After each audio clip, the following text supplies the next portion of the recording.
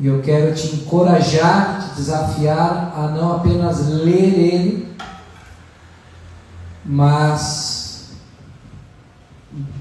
não no sentido da decoreba, né? Mas absorver ele de tal forma que você vai falar os 6 versículos que estão no Salmo 23 de uma maneira muito fácil. Amém? Diz assim, a gente vai ler na versão revista e atualizada. O Senhor é o meu pastor, nada me faltará. Ele me faz repousar em pastos verdejantes. Leva-me para junto das águas de descanso. Refrigera-me a alma. Guia-me pelas veredas da justiça. Por amor do seu nome, ainda que eu ande pelo vale da sombra da morte, não temerei mal nenhum, porque tu estás comigo. O teu bordão e o teu cajado me consolam. Preparas-me uma mesa na presença dos meus adversários. Unge-me a cabeça com óleo e o meu cálice transborda. Bondade e misericórdia certamente me seguirão todos os dias da minha vida, e habitarei na casa do Senhor para todo o sempre. Amém? Pai, em nome de Jesus, é uma alegria estarmos mais uma noite de quarta na tua casa. Obrigado por este lugar que o Senhor separou para que não fosse uma sala comercial, como tantas outras que temos aqui nesse centro comercial, mas esse terceiro andar o Senhor separou e consagrou para que fosse a casa de oração, um lugar de recomeços, um lugar de transformação, de mudança de sorte, mudança de vida, mudança de história. Obrigado por essa porta que está aberta aqui no Rio Tavares. Senhor, somos gratos por todas as pessoas que têm subido essas escadas, aquelas que já estão cooperando na obra do Senhor aqui, Pai, seja no louvor, Senhor, seja no apoio, lá na salinha das crianças, enfim, Senhor, nós somos gratos, porque a obra é tua. Amém. Tu és o centro deste lugar e das nossas vidas. Por isso, fala conosco de forma especial na tua palavra nessa noite, Pai. E que não haja frieza, não haja dureza, mas que cada coração aqui seja um solo fértil, uma vida que a semente irá brotar, germinar, frutificar, e os frutos vão permanecer para sempre. Livra-nos de sermos ouvintes negligentes, Pai, mas nos torna operosos praticantes dessa palavra, para a cada dia, a cada amanhecer, nos tornarmos pessoas mais parecidas e semelhantes com o Filho de Deus. Transforma o nosso interior e nos dá o caráter de Cristo, para que o conheçamos, nos relacionemos com Ele numa intimidade tal que nós descansaremos nos teus braços. Amém. Não somente cantando, mas em meio às responsabilidades, as tempestades, os compromissos, nós descansaremos em Ti, porque sabemos que Tu estás conosco. Por isso nós somos gratos, porque o Senhor escolheu a nós, para que a gente possa ir pela fé e darmos frutos, e esses frutos irão permanecer para sempre, para o louvor da Tua glória, Pai. Assim oramos, agradecidos, em nome de Jesus. Amém. Amém, queridos? Jesus, o bom pastor. Davi, antes de se tornar rei, ele era um pastor de ovelhas. Ele era o 8º filho da linhagem do seu pai Jessé, e diz os estudiosos, diz a história, que os 7 primeiros filhos de Jessé eram filhos da esposa dele, e que Davi era de uma outra mãe. E aí você já começa a entender um pouquinho de um histórico familiar e de um relacionamento não tão bom de Davi com seus próprios irmãos, os seus próprios familiares, mas isso não o impediu de se relacionar com o bom pastor. Assim como ele deu a vida dele para salvar algumas ovelhas do rebanho do seu pai, que não valiam praticamente nada, porque a ovelha daquela época que valia era aquela branquinha, sem defeito, um pouquinho mais branco que o meu cabelo. O meu é queimado no sol e tem um platinado meio danificado, mas naquela época as ovelhas valiosas eram as branquinhas, porque a lã tinha o seu valor. Mas as malhadas, as mais escuras, o pessoal não comprava, o pessoal não se interessava. E aí o pai de Davi: filho, cuida dessas aí que não vale nada, faz alguma coisa, fica bem longe da turma. E aí ficava lá Davizinho, um rebanhozinho que para os homens não valia nada, mas quando vinham os predadores, ele arriscava a própria vida dele para salvar essas ovelhas da boca das feras. Ao ponto que ele relata para o rei Saul, né? Olha, o senhor não me leva mal, mas eu já matei um urso, já matei um leão, e Deus vai fazer com que esse gigante aí chamado Golias morra nas minhas mãos, porque é Deus que vai lutar essa luta por mim e por todo o povo de Israel. Então Davi tinha um coração de tal forma que ele conhecia Deus, ao ponto de, num dos salmos, ele dizer: Senhor, a tua graça é melhor do que a vida para mim. Apesar de Davi ainda não estar vivendo a dispensação e a época e a estação da graça que nós vivemos hoje, ele ainda vivia o tempo, a época, a estação da lei, e ele já estava alguns anos na frente. Por quê? Porque ele não tinha uma religião, ele tinha um relacionamento com Deus.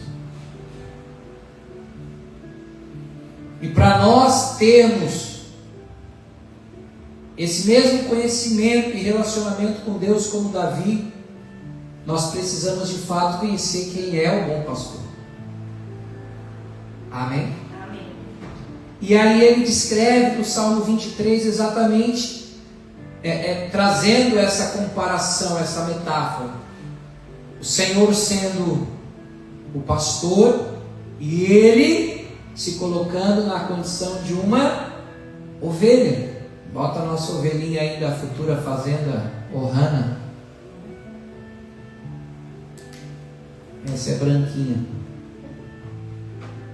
Olha aí que bonitinha. Até o Garnizé passou ali querendo roubar a audiência, ó, que metido. Eu não sei se você sabe, mas a ovelha, ele é o animal mais dócil e frágil dentre todos. Ele é o bichinho que mais depende do seu cuidador.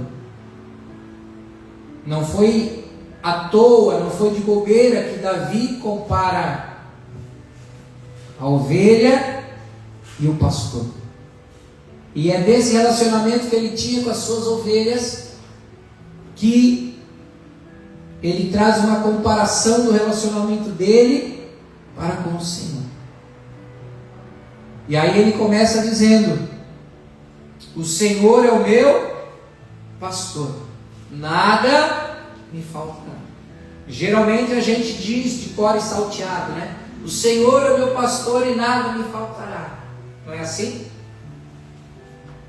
Mas no original, que foi escrito no Antigo Testamento, que foi na língua hebraica, a língua mais antiga do povo hebreu, o significado verdadeiro é assim: o Senhor é o meu pastor,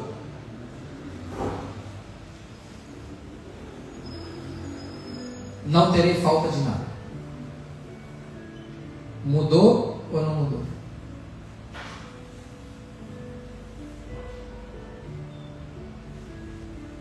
Mudou, Calma? Mudou, né? Porque na primeira fala parece que não vai me soltar nada. Não é assim? Mas no original que Davi quer trazer é o seguinte: eu tenho tudo se eu tiver o pastor. Se eu tiver o pastor, eu não terei falta de nada.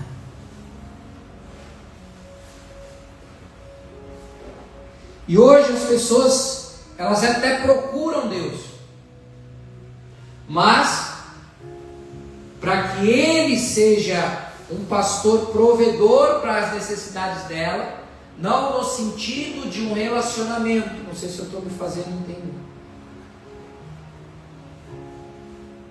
Culturalmente, o pastor chamava suas ovelhas pelos seus nomes. E era tão impressionante esse relacionamento porque as ovelhas daquele pastor reconheciam a voz do seu pastor.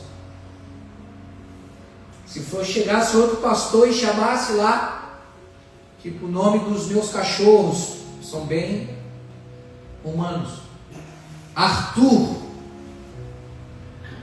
Felipe, que é isso, pastor? Desculpa, Filipinho, que ele é pequenininho. O único que a gente não deu nome, que a gente adotou também, já veio da ONG, é Kiko. Então ficou Kiko. E o Arthur também tá. Mas é Arthur. Não, mas quem deu foi a família. Não foi A senhora que manda, tem razão sempre. Certo.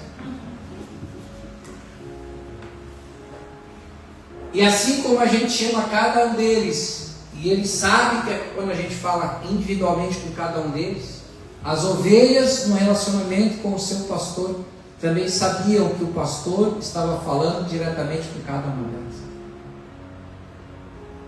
Isso aponta para relacionamento. E relacionamento é você caminhar, você se relacionar, é você estar junto. A gente costuma dizer, né? Tem que andar e comer um quilo de sal. Por quê? O sal geralmente custa para acabar um quilo, né? Bota só uma pitadinha, dá uma salgadinha. Aí quando vê, meu Deus, mas esse sal não acaba, uma hora vai acabar. Mas demora. Então, as pessoas hoje em dia, elas são muito rasas e superficiais, e os relacionamentos que elas têm por base apenas nos seus próprios interesses. O único interesse do bom pastor de ter relacionamento conosco é para realmente nos levar a toda essa condição de descanso, de proteção, de alimentação, tudo que a ovelha precisa, o pastor é o responsável para trazer para a vida dela. A ovelha, ela é tão dócil, se a água estiver agitada, ela não bebe. Ela só vai beber aonde tiver águas tranquilas, de boa. E se tiver turva, agitada, aqui eu não vou beber. E assim somos nós. É por isso que Davi foi muito feliz aqui no Salmo 23, onde ele diz: o Senhor é o meu pastor, nada terei falta. Ele me faz repousar em pastos verdejantes. Leva-me para junto das águas de descanso. refrigera minha alma, guia-me pelas veredas, pelos caminhos da justiça e por amor do seu nome. Ainda que eu ande pelo vale da sombra da morte. Às vezes o pastor tinha que levar as ovelhas, o rebanhozinho dele, por cada caminho, precipício, literalmente um vale. E se qualquer escorregadinha, qualquer vacilo, caía, morria. Então o pastor tinha que estar atento com cada uma delas, para que nenhuma viesse a se machucar ou morrer.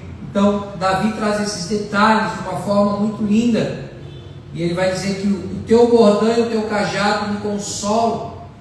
Preparas-me uma mesa na presença dos meus adversários, unges-me a cabeça com óleo. Você sabe por que o pastor botava óleo na testa da ovelha?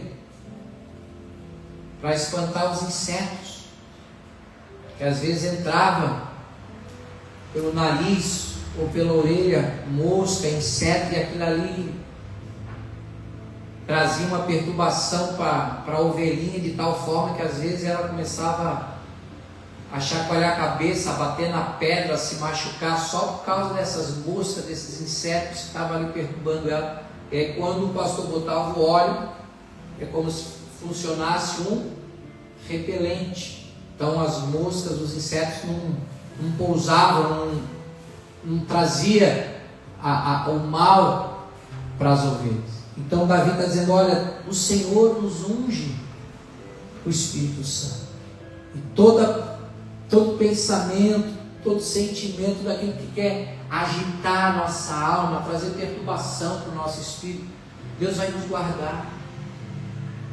Amém? Deus vai nos manter em paz todos os dias da nossa vida. Ele diz: bondade recebe, que é a mesma palavra para graça, para amor, e misericórdia certamente me seguirão todos os dias da minha vida, e habitarei. Habitar é morar, gente. Às vezes a gente faz uma visita por aí, uma visita é bom quando fica 3 dias, né? É igual o peixe, fica mais de 4 dias já começa a feder. Então quando você for fazer visita em algum lugar, fique no máximo 3 dias. Passar disso não vai dar bom, vai dar ruim. Isso é sabedoria. E depois você ser convidado de volta para... Pode vir. Se você for em algum lugar, a turma não te chamou de novo, né? E habitarei na casa do Senhor. Quando? Quando? Para todo sempre. Ou seja, o coração de Davi desejava o seu pastor diariamente. Para você, o que mais importa? As bênçãos ou o abençoador?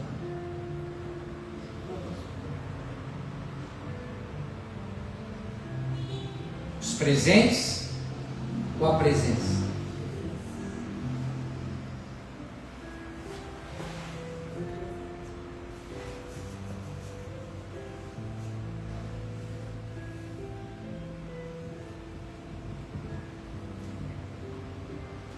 São perguntas que a gente precisa ser bem resolvido e responder de uma forma muito sincera dentro do nosso coração para Deus. Amém? Porque nós vivemos uma cultura, principalmente aqui no Brasil, onde grande parte do povo de Deus é ensinado e doutrinado a buscar só os pastos verdejantes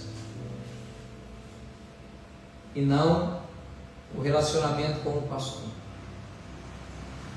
Você prefere o pasto verdejante ou você prefere a presença do pastor?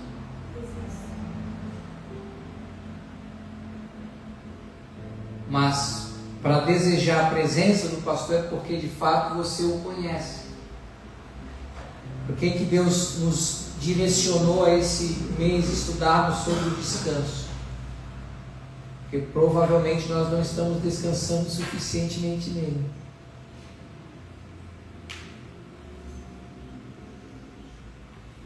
Salmo 34, 8. Bota na NTLH, nova tradução da linguagem de hoje.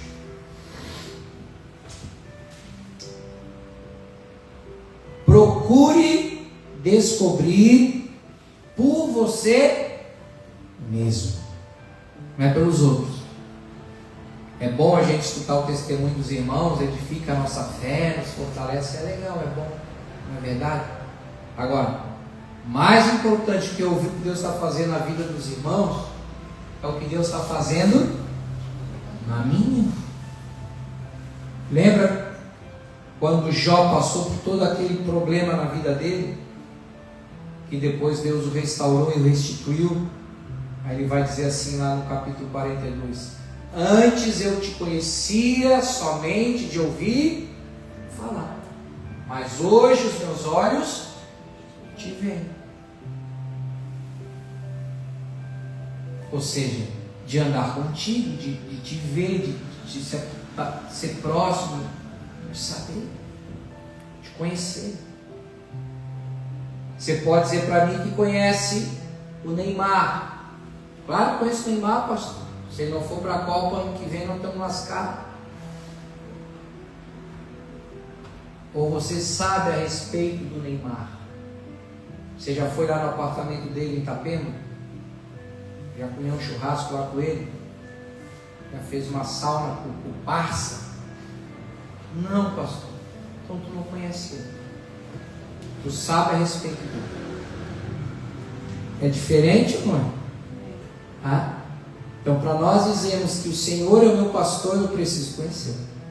Então, o salmista está dizendo sobre isso. Procure descobrir por você mesmo como o Senhor é bravo. Não? O que ele diz ali? Bom. Feliz aquele que encontra segurança nele.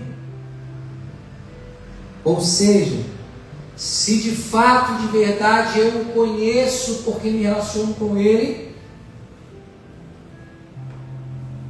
nós vamos viver o que diz o salmista no capítulo 91: não temerei mal algum, porque eu sei que tu estás comigo. Ou seja, eu posso e eu devo descansar em Deus. Tenho paz.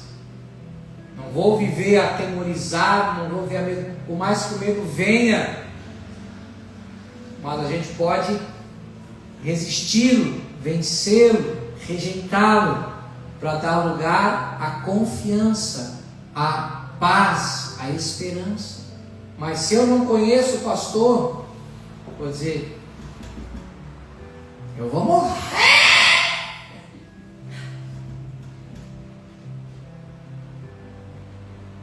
No final de semana eu estava falando com um gerente de uma pousada no sul do estado, e o cara,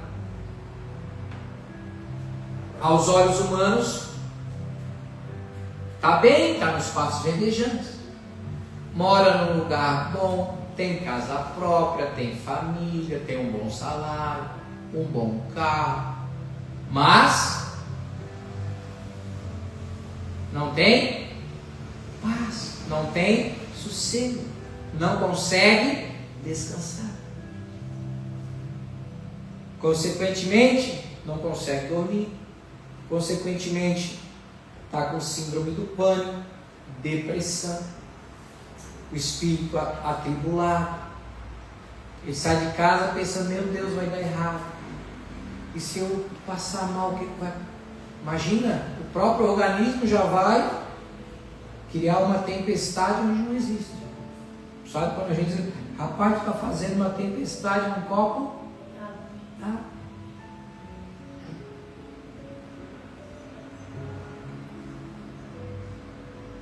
E por que ele chegou nesse ponto, pastor Gu?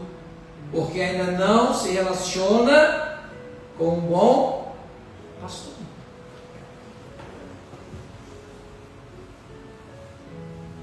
E aí o remédio vai ser paliativo, de repente, não estou dizendo que ele use, tá? A bebida vai ser paliativa, a droga vai ser paliativa, é só para fugir. As pessoas usam tudo isso para fugir da realidade, achar uma fuga. Quantos de nós já não fugimos? Eu não estou aqui querendo condenar quem usa isso para tentar fugir da realidade. Por que você acha que as pessoas fumam cigarro, tabaco? Por causa da ansiedade. Você fala com uma pessoa, parece que está faltando ar para ela. Calma. Isso.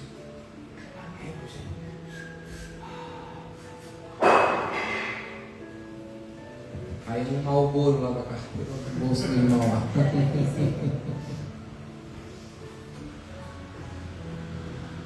Oséias 4:6. A primeira parte desse versículo eu gosto muito porque é muito prático. Vai dizer assim na Revista Atualizada: o meu povo está sendo destruído. Por quê? Porque lhe falta conhecimento. Se eu não conheço quem é Deus, se eu não conheço quem é o meu pastor, aquele que me dá a água tranquila de descanso, que me leva ao pasto verdejante de repouso, eu vou ficar com medo, eu vou ficar apavorado diante das notícias, diante das questões, diante da inversão de valores, da injustiça, da calamidade, da loucuragem que o pessoal está vivendo aí fora, pastor.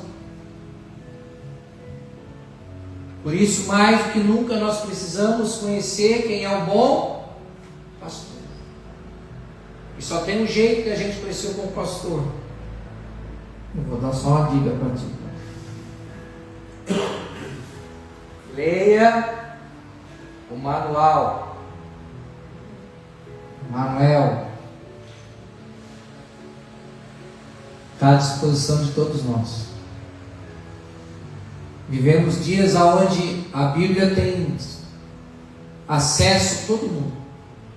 Você pode ter no teu carro, você pode estar dirigindo, viajando, ouvindo a Bíblia. Não precisa ser na minha voz, né? Na minha voz tu não vai querer ouvir a Bíblia. Não pode ser da do falecido Cid Moreira, ou do nosso cantor Urabadaias. Enfim, tem de papel, tem digital, tem no computador, tem na televisão, enfim.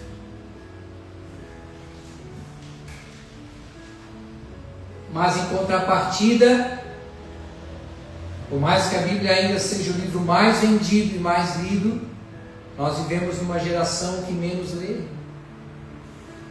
que menos se preocupa, que menos investe tempo na leitura, no estudo, num curso. Se eu falar, gente, quarta-feira que vem nós vamos fazer um caldo verde mineiro aí gostoso, 0,800 para quem vir no culto. Ah, nós vamos ter casa cheia. Se eu falar, gente, olha, vamos fazer um estudo bíblico domingo às 6 horas da manhã antes do culto das 10.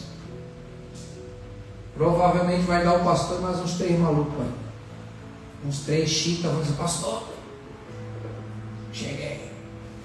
A rapaziada do bom. O resto, se vir às 10 é muito, já está no lucro. Porque o povo já está tão cheio de tanta besteira, igual que você, mãe que tem criança pequena, ele quer comer salgadinho fandangos. 11h30 da manhã. Está fazendo aquele feijãozinho, aquela alcatra, só. Ô pastor, para. Não, mãe, eu quero fandangos. Para. Quer comer coisa saudável? Aí às vezes a gente quer estar comendo fandangos e diz, não, eu tenho comida boa, saudável, sólida, sais minerais nutrientes. Que mais, minha? Sustância.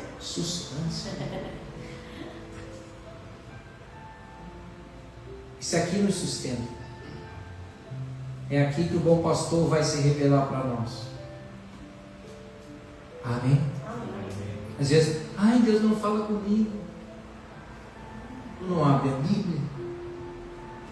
Não tem como Deus falar contigo. Começa a abrir a Bíblia e ler, se você não vai ver se Deus não vai falar contigo também. Ele vai te chamar pelo teu nome. Amém? Ninguém me chama pelo meu nome, só Deus. Sério, pastor Guto? Tá vendo? Me chama de Guto. No máximo, a minha mãe, quando eu era criança, que eu fazia alguma coisa errada, dizia: Carlos Augusto. Eu falei: fala, mãe. Agora, Augusto, só o papai. Que pai bonito, né, pastor? Augusto, vou te chamar de Augusto. Não, chama de Guto mesmo. Deixa só o papai mesmo. Augusto. Oh, eis-me aqui, Senhor. Fala que teu servo. Não tão bonito, né, Augusto? Êxodo capítulo 33, versículos 13 e 14. Moisés tinha uma fome, uma sede de Deus muito grande. Ele fez um pedido para Deus: Deus, deixa eu ver a tua glória, eu quero te ver. Deus falou: rapaz, se tu me ver, tu vai morrer. Não tem ninguém que não me viu, que não morreu, que a minha glória é muito... Não tem como. Imagina a gente querer chegar perto do sol, um exemplo. Tem como a gente chegar perto do sol? Hã? Às vezes no verão, aí se nós ficar ali meio-dia já vai dar problema. Imagina a gente chegar lá perto do sol, não tem como. Agora imagina de Deus. Então Deus falou: segura a tua onda aí, dá uma seguradinha. Mas olha o que ele pede aqui, ó.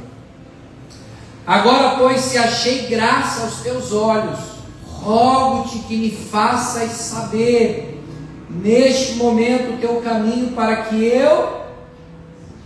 eu te conheça e ache graça aos teus olhos, e considera que esta nação é o teu povo.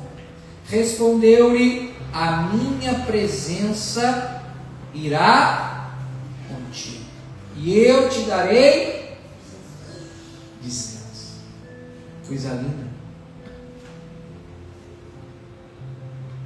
Por quê? Porque desde aquela época haviam vários deuses, e hoje em dia continua tendo vários deuses. Mas o Deus que nós precisamos conhecer e se relacionar se chama Jesus Cristo. Ele é o bom pastor. E nele nós não apenas encontraremos, mas viveremos o descanso. E eu já falei para vocês, vou falar até o final do mês. Descanso não é no sentido de a gente ser omisso, passivo, malandro, preguiçoso. Não. Até porque Provérbios fala: vai ter com a formiga o preguiçoso. O vadio sonha, mas não tem nada, porque não trabalha. O próprio Jesus disse em João assim: ó, meu Pai trabalha até agora, e eu também. Paulo vai dizer assim: ó, gente, por causa da graça de Deus na minha vida, eu preguei mais que todo mundo. Eu falei mais em línguas que todo mundo. Eu orei mais que todo mundo. Eu escrevi mais cartas que todo mundo. Não porque eu sou bom, mas a graça de Deus na minha vida me impulsionou para viver intensamente. Então não tem a ver com passividade. Descanso tem a ver com posicionamento. Tem a ver com fé, tem a ver com confiabilidade no que Deus falou através da sua palavra. Quando a gente está com alguma enfermidade, a gente vai no médico, o médico escreve a receita para nós. A gente sai do consultório com aquela receita e vai na farmácia comprar o remédio. Tu vai duvidando, mas será que isso aqui mesmo? Será que ele não errou? É assim que a gente vai na farmácia? Ou a gente vai cheio de fé e de certeza. Aí o farmacêutico traz lá os remédios para ti, 3 vezes, 12 em 12 horas, pá, não sei o quê. Até acabar a cartela de remédio, não vai certinho como o médico falou. E qual é a fé e a esperança que a gente tem? Que a gente vai ficar bom, vai ficar curado, não é assim? Aí Deus fala conosco através desse receituário, a gente duvida. Mas será, pastor? Meu Deus, mas está tudo dizendo contrário a isso. Ou a gente acredita, ou não. Ou a gente confia, ou não. E a confiança vai gerar descanso. O descanso é fruto da nossa confiança em Deus. Agora, eu vou um pouquinho mais aqui. É tão lógico, mas eu vou falar. A confiança é fruto de relacionamento, de você conhecer a pessoa. Ou tu desconfia. Pastor, hoje em dia não dá para confiar em ninguém, não, Deus me livre. Eu me relaciono com a pastora Ruth fazem mais de 30 anos. Eu confio nela. Se nós não confiássemos um no outro, não tinha porque a gente estar junto. A base de um relacionamento não é a confiança? Sim ou não? E você acha que com Deus é diferente? Como é que eu vou querer desconfiar de Deus? Mas o povo desconfia como, pastor? Quando a gente está ansioso, está dizendo para Deus, eu não estou confiando o suficiente em ti.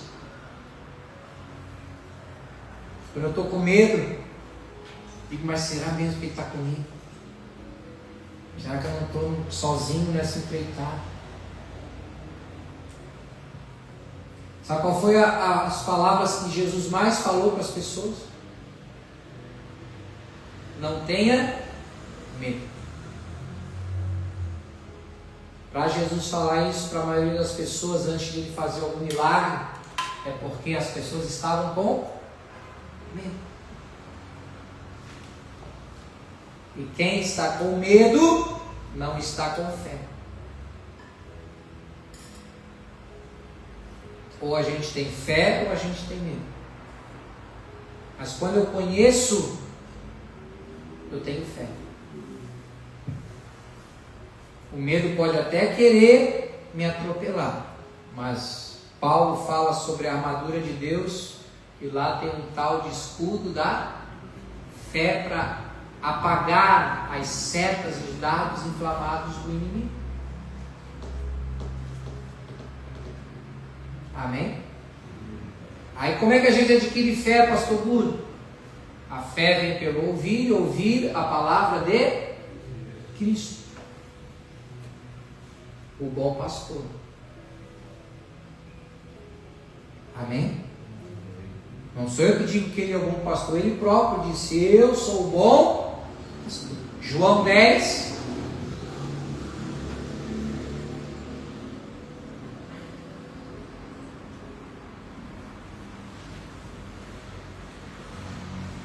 Vamos ler do 10 ao 16. O ladrão vem somente para roubar, matar e destruir. Eu vim para que tenham vida e a tenham em abundância.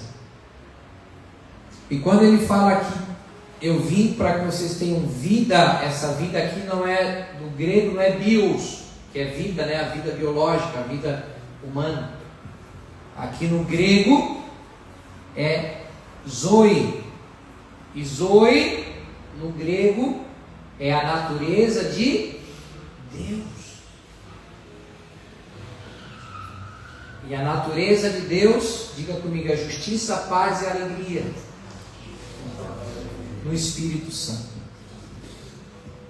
Então, ou eu vivo a natureza de Deus, que é a vida abundante, que às vezes as pessoas, por não se relacionar com Deus, acham que vida abundante é passear na Europa, primeira classe, champanhe, vinho. Não, vida abundante não está se referindo à vida material. Está se referindo à vida espiritual. É paz. É paz que excede a todo entendimento. Não estou dizendo que dinheiro é ruim, pelo amor de Deus. Mas tem muita gente que é tão pobre, mas tão pobre que ele só tem dinheiro.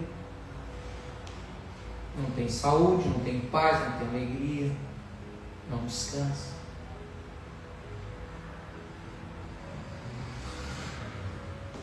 A pregação hoje está chata, pastor.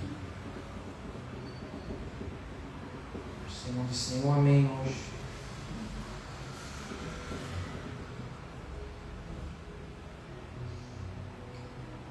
Eu sou o bom pastor. O bom pastor dá vida pelas ovelhas. O mercenário, que não é pastor, a quem não pertence as ovelhas, vê vir o lobo, abandona as ovelhas e foge. Então o lobo as arrebata e dispersa. O mercenário foge, porque é mercenário e não tem cuidado com as ovelhas. Eu sou o bom pastor, conheço as minhas ovelhas, e elas me conhecem a mim, assim como o Pai me conhece a mim, e eu conheço o Pai. Eu dou a minha vida pelas ovelhas. Ainda tem outras ovelhas, não deste aprisco. A mim me convém conduzi-las. Elas ouvirão a minha voz. Então haverá um rebanho e um pastor. Por mais que hoje existam várias igrejas, ministérios, placas, gente, vários estilos de vida, mas vai chegar um dia que todos nós estaremos todos no mesmo aprisco. Todos nós seremos ovelhas do mesmo pastor, Jesus. Por isso, ame e aprenda a viver e a conviver com os diferentes. Amém? Gente que acha que na Ohana só tem surfista. Não, pastor é surfista. Tem alguns irmãos que surfam também, mas tem outros que não são surfistas. Amém, Aru? Ele não é surfista, mas... E nem coveiro. Ele só bota o frango inteiro no cemitério. No cemitério de frango ali. Ao passo a passo para o Haroldo. 6 meses para ele, desafio, até o verão de 2026. Qual parou? Foi? Que?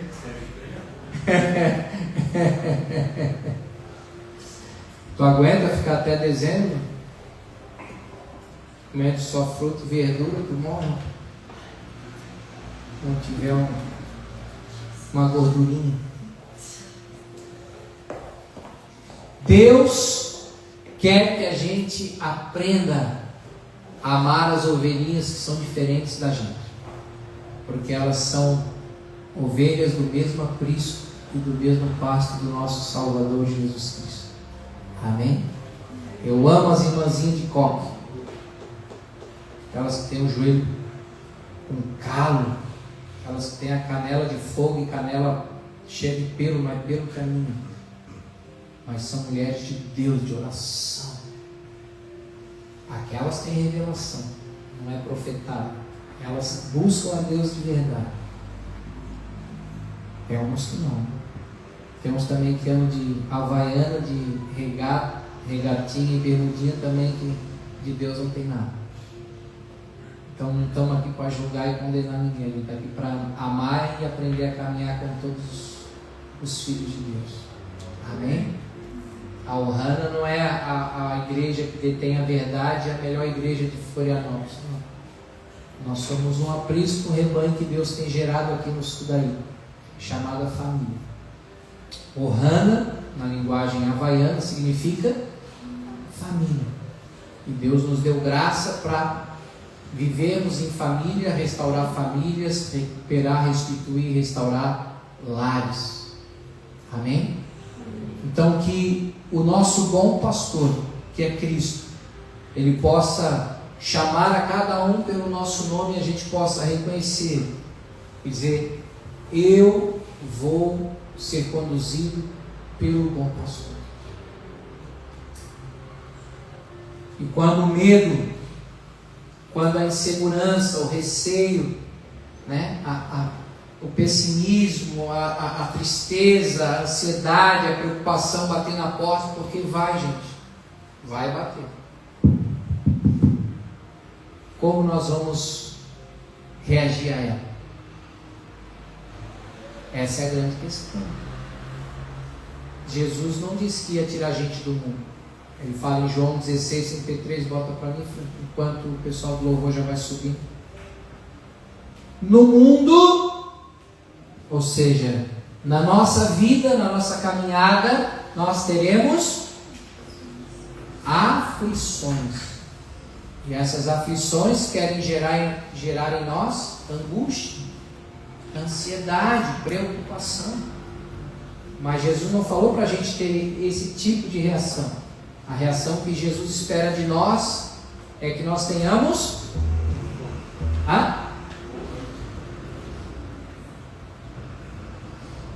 bom ânimo, porque eu venci o mundo. Então, como é que nós vamos reagir às adversidades? Com bom ânimo. Você já viu uma pessoa animada? Às vezes ela é até chata, né? O pessoal não gosta de uma pessoa muito boa, bem animada. Então, mas Deus quer. Toda segunda tem um bom dia lá do pastor. Bom dia, com muita alegria. Como é que já acorda assim? Segunda-feira ainda, misericórdia. Já vai dormir mais um pouquinho. Aquele sol explodindo atrás de mim. Essa segunda estava bonita. Não, essa segunda foi na Lagoa da Ibiraquera. Segunda que vem vai explodir atrás de mim. Profeta. Pô, tá ficando 10 graus de manhã cedo lá na beira da praia. Tá friozinho, gente. Olha. Por isso que a minha voz está assim, meia arranhada. Uma pastilha e um chazinho já não. Amém? Deus, Ele espera que você possa descansar.